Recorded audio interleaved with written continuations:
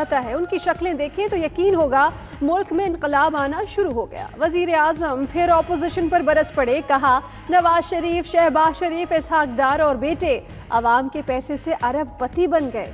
मुशर्रफ इतना ताकतवर होने के बावजूद घुटने टेक गया। अवाम किसी की चोरी बचाने के लिए नहीं निकलेंगे।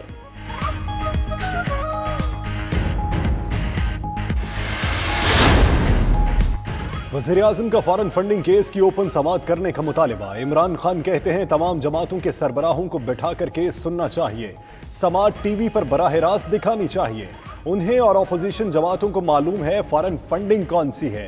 उन जमातों को कई मुल्क पैसे देते रहे। मुमालिक से ताल्लुकात की वजह से नाम नहीं लेना चाहते।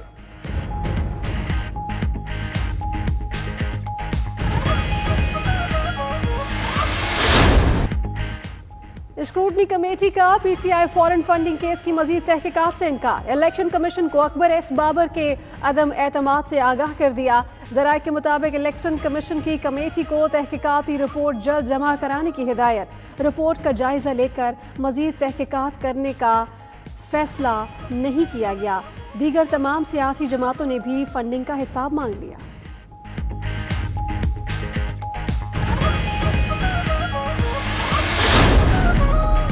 स्क्रूटनी शफाफ नहीं हुई। फॉरेन फंडिंग केस में दरखास्त गुजार अकबर एस बाबर का इलेक्शन कमीशन से रोजाना की बुनियाद पर ओपन समाअत का मुतालिबा। बोले, पहले दिन से कह रहे हैं स्क्रूटनी कमेटी नाकाम है, उस पर तहरीक इंसाफ का दबाव है।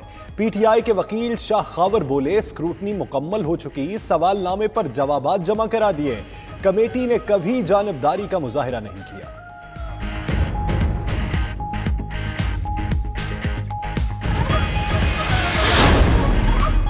तहकीकात करें तो तहरीक इंसाफ का भी फालूदे वाला निकलेगा। तहरीक इंसाफ ने गैर मुल्की फंड्स लिए मनी लॉन्ड्रिंग भी की। एहसन इकबाल कहते हैं पीटीआई क्रॉस पर्चे कराकर बचने की कोशिश कर रही है। चीफ इलेक्शन कमिश्नर ने बगैर दबाव के मामला जल्द निपटाने की यकीन दहानी करा दी। परवेज अशरफ बोले, उनकी कोई फॉरेन फंडिंग नहीं हुई। पीडीएम ने इलेक्शन कमीशन को केस के जल्द फैसले के लिए खत भी लिख दिया।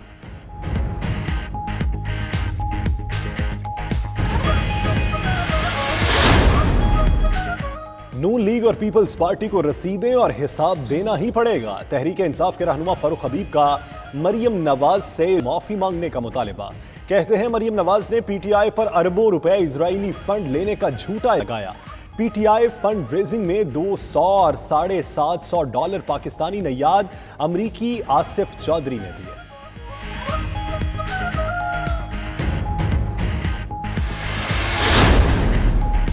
जितना भी बड़ा आदमी हो, इलेक्शन कमीशन पर कोई असर नहीं। चीफ इलेक्शन कमिश्नर के वफाकी वजीर फैसल वाउडा की दोहरी शहरियत के मुतालिक केस में रिमार्क्स। वकील ने कहा, फैसल वाउडा के पास दोहरी शहरियत कागजात नामजदगी जमा कराने से पहले थी, बाद में नहीं। चीफ इलेक्शन कमिश्नर ने कहा कि आपने कबूल कर लिया फैसल वाउडा के पास दोहरी शहरियत थी। इलेक्शन कमीशन अमरीकी सिफारत खाने से बराह रास्त भी तफसीलात मंगवा सकता है।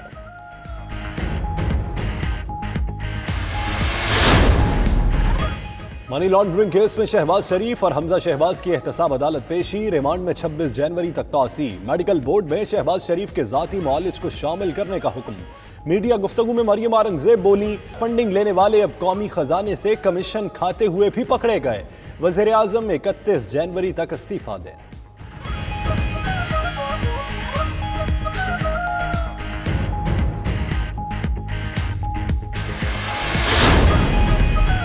चौधरी बरादरान के खिलाफ तमाम नैब केसेस खत्म हो गए। लाहौर हाई कोर्ट में चौधरी शुजात और परवेज इलाही की चेयरमैन नैब के इख्तियारात के खिलाफ दरखास्तों पर समाअत। अदालत ने नैब की इंक्वायरी बंद करने पर दरखास्त निपटा दी। अदालती हुक्म पर डीजी नैब ने चौधरी बरादरान के खिलाफ तमाम केसेस बंद करने की रिपोर्ट पेश कर दी।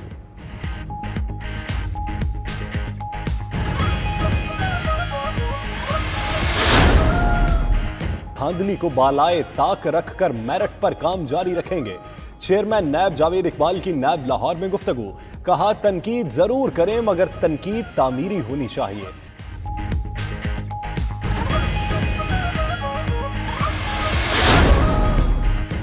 ब्यूरोक्रेसी और सिविल सर्विसेज इस्लाहात में अहम पेशरफ्त। बागैन करने वाले अफसरान के खिलाफ कार्रवाई होगी। 3 खराब ACRs पर तरक्की रोक कर अफसर को रिटायर्ड कर दिया जाएगा। वफाकी वजीर शफकत महमूद की प्रेस कॉन्फ्रेंस। MP स्केल का वक्त 2 से बढ़ाकर 3 साल और प्रमोशन को रोटेशन से लिंक कर दिया गया।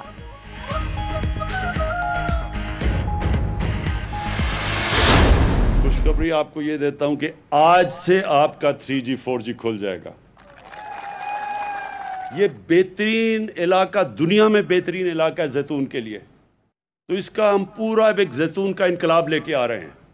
अगले महीने हम पूरे यहाँ आपकी पूरी प्लांटेशन करने लगे हैं जैतून की, वो आपको देंगे लोगों को ताकि आप ध्यान रखें। वज़ीर आज़म का वज़ीरिस्तान में 3G 4G इंटरनेट सर्विस फौरी बहाल करने का ऐलान। नौजवानों को स्कॉलरशिप देंगे, जैतून इनकलाब लाएंगे। इमरान खान ने कामयाब जवान प्रोग्राम के तहत चेक दिए। कैडेट कॉलेज वाना फेज 2 का संगे बुनियाद रखा। FC हेडक्वार्टर का दौरा भी किया।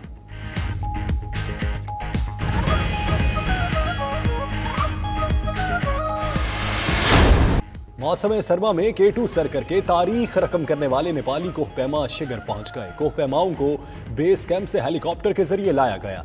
टूरिस्ट पुलिस के चाको चौबंद दस्ते की सलामी। डिप्टी कमिश्नर ने मेहमानों को रिवायती टोपी पहनाई।